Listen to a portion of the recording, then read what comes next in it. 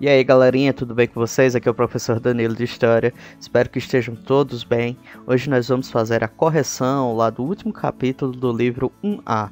Então eu espero que vocês já tenham respondido essa atividade para nos acompanhar na videoaula de hoje, beleza? Bora lá! A primeira parte da atividade vai ser uma interpretação do seguinte texto. Cena 6. Maria Rosa. Pobre homem, ia à cidade somente para levar um preso, perder assim um dia de trabalho? Aninha. Minha mãe, para que é que mandam gente presa para a cidade? Para irem à guerra.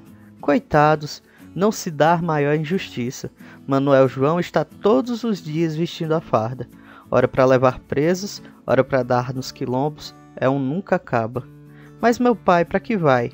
Porque o juiz de paz o obriga, Aninha.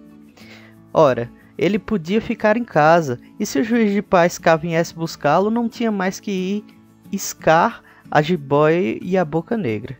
És uma tolinha, e a cadeia ao depois? Ah, eu não sabia. Entra Manuel João com a mesma calça e jaqueta de chita, tamancos, barretina da Guarda Nacional, cinturão com baioneta e um grande pau na mão. Entrando. Estou fardado. Adeus, senhora. Até amanhã. Dá um abraço. A benção, meu pai. Adeus, menina. Como meu pai vai à cidade, não se esqueça dos sapatos franceses que me prometeu. Pois sim. De caminho se compre carne. Sim. Adeus, minha gente. Adeus. Adeus. Não se esqueça de mexer a farinha e de dar que comer as galinhas. Não. Adeus.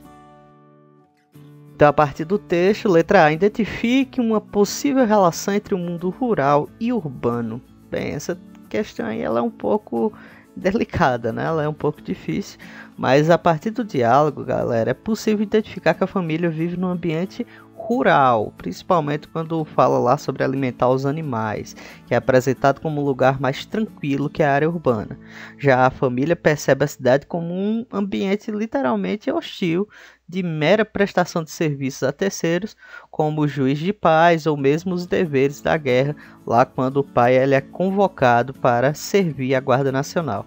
A cidade também ela é apresentada como um local de consumo, especialmente de artigos importados, quando a filha lá, a Aninha, pede para o seu pai para trazer para ela sapatos franceses, que ele não se esqueça de trazer algo que é típico lá do mundo urbano, né? A ideia de que o mundo urbano ele recebe as mercadorias, as novidades de fora com maior antecedência que o mundo rural. Letra B. Como é apresentado o papel social da Guarda Nacional?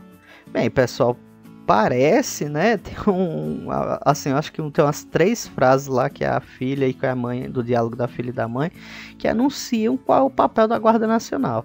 A Guarda Nacional é apresentada como um elemento responsável pela manutenção da ordem e das seguranças públicas a nível local. Então, na prática, o diálogo lá entre Manuel, entre a esposa dele e a filha, revelam que o personagem central, o pai, tem que se fardar e prestar obediência aos deveres cívicos que o juiz de paz lhe exige. Nesse sentido, as obrigações da guarda são alheias ao seu universo social típico, ou seja, ao seu mundo rural, levando em consideração necessidades lá do meio urbano. Letra C. Indique como a peça demonstra um sinal das transformações sociais que estavam em andamento em meados da década de 1840 no Brasil. Bem, pessoal, acho que o pedido lá da Aninha, né, de trazer o par de sapatos, lá os calçados franceses que o pai havia prometido, permite a gente entender o seguinte, que o mundo urbano cria um certo traço, um certo laço com os hábitos de outros países, principalmente se espelhando entre as grandes capitais do mundo, sendo elas Paris e França. Você consumir produtos franceses e ingleses naquela época lhe davam um status social muito grande.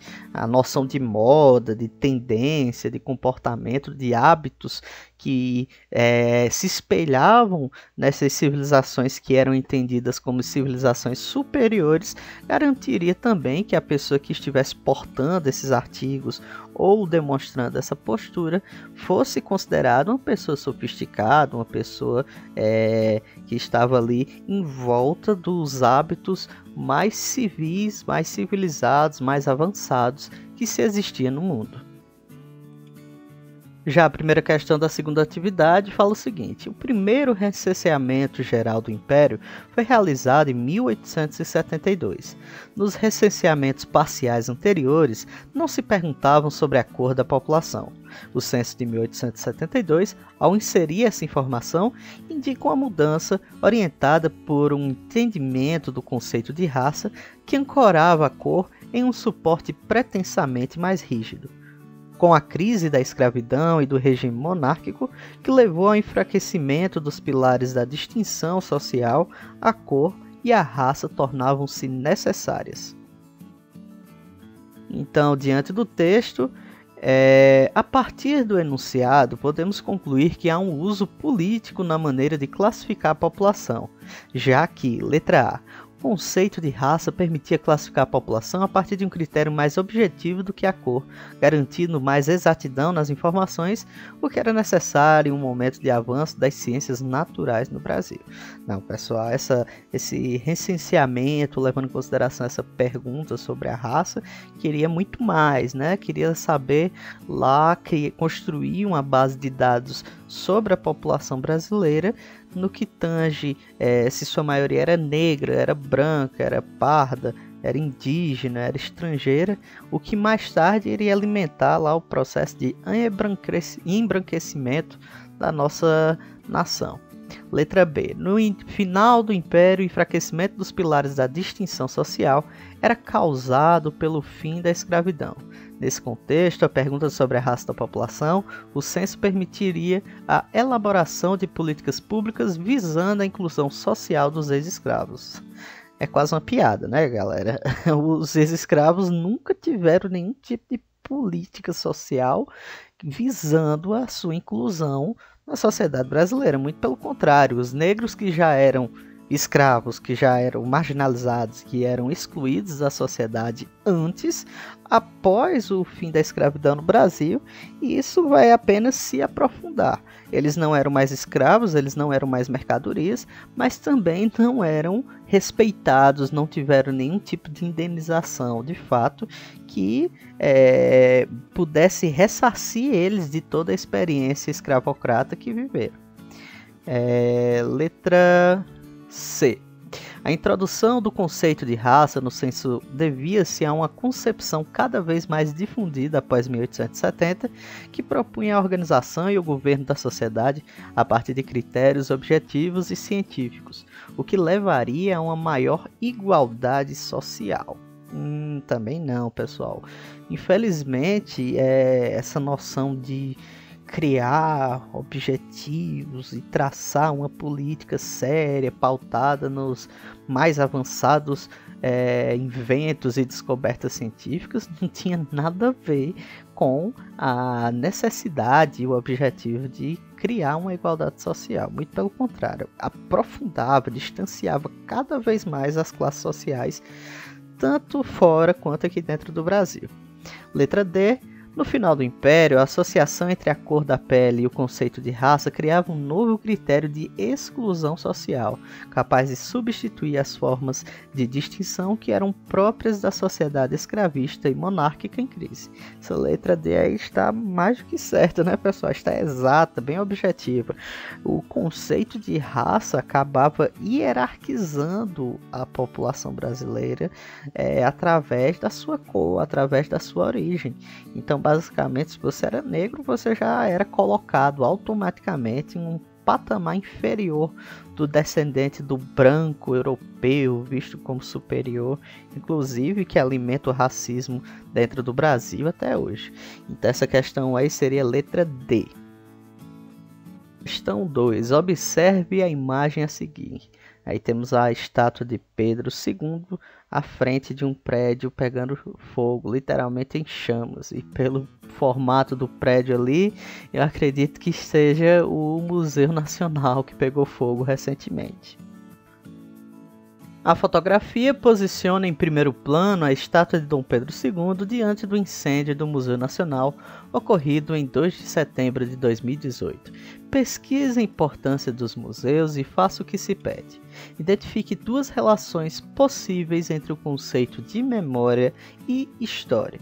Bem, pessoal, a palavra museu provém lá do Templo das Musas, divindades que cuidavam de todas as formas de artes na mitologia grega. A partir da Idade Moderna, os museus foram se constituindo lá como importantes instituições que celebravam a história nacional, os valores, a identidade nacional. Algo não muito distinto ocorreu aqui no Brasil, já que o Dom Pedro II ele vai se responsabilizar por construir uma identidade brasileira, consequentemente passa a investir pesadamente em museus, em institutos de arte. Ele, o próprio Dom Pedro II, vai ser um importante mecenas, financiando a produção artística e científica da época. Então é importante a ideia de resgatar uma memória, de construir uma história para si.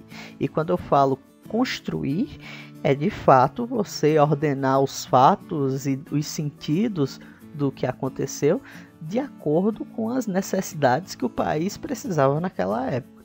Então, na prática, a produção de uma história ela segue intenções, ela segue objetivos bem definidos, e Dom Pedro II tinha clara ciência disso daí. Já levando em consideração o que aconteceu com o Museu Nacional aqui lá no Rio de Janeiro, ocorrido lá em setembro de 2018, o prédio basicamente sofreu um incêndio que colapsou completamente todos os registros históricos que nós tínhamos, toda a produção científica, historiográfica que foi produzida até então, artística, grande parte do que era guardado por esse museu foi perdido. Então pode ser que a ideia de memória tenha uma relação individual ou até coletiva, mas também estão ligadas à monumentalidade das coisas, ao documento físico, à obra de arte que existe. Então, o incêndio que aconteceu acabou apagando grande parte e uma importante parte da nossa história. Pode-se dizer que os documentos que simbolizavam as passagens de um passado e a criação de um sentido para o futuro do povo brasileiro, grande parte dessa tradição foi perdida. E a última questão, a questão 3, analise com atenção a charge a seguir. Aí nós estamos vendo Dom Pedro II, sentado aparentemente, com 6 braços, segurando bolsas, provavelmente com valores dentro, o cetro imperial, várias pessoas abaixo dele se curvando, prestando reverência ao imperador. Identifique 2 críticas feitas pela charge ao governo de Dom Pedro II, analisando as relações entre os aspectos gráficos e os eventos históricos. Bem, pessoal, em primeiro lugar, pode-se identificar aí na imagem a dimensão de Dom Pedro II dentro da charge, né? Ele literalmente ocupa aí uns 65 a 70% da imagem, enquanto que os outros, entre aspas, réis mortais, ficam abaixo dele, ocupando o mínimo espaço possível. Além de que ele ocupa uma posição central na imagem, que remete a toda a centralidade política que o Brasil vivia nessa época, principalmente figurado lá pelo poder moderador. Finalmente, também é possível relacionar a imagem com o fato de que o imperador era o grande patrono, o grande mecenas, como nós falamos na aula passada, financiando com seus 6 braços aí, várias bolsas de dinheiro, boa parte da produção científica, acadêmica, artística, cultural, que serviu de base para a produção da identidade brasileira, o que garantiu também o financiamento e a criação de vários institutos e instituições que até hoje garantem, como eu posso dizer, o armazenamento dessa memória que foi produzida em torno da imagem do que é ser brasileiro. Então é isso, pessoal, atividade curtinha hoje, né?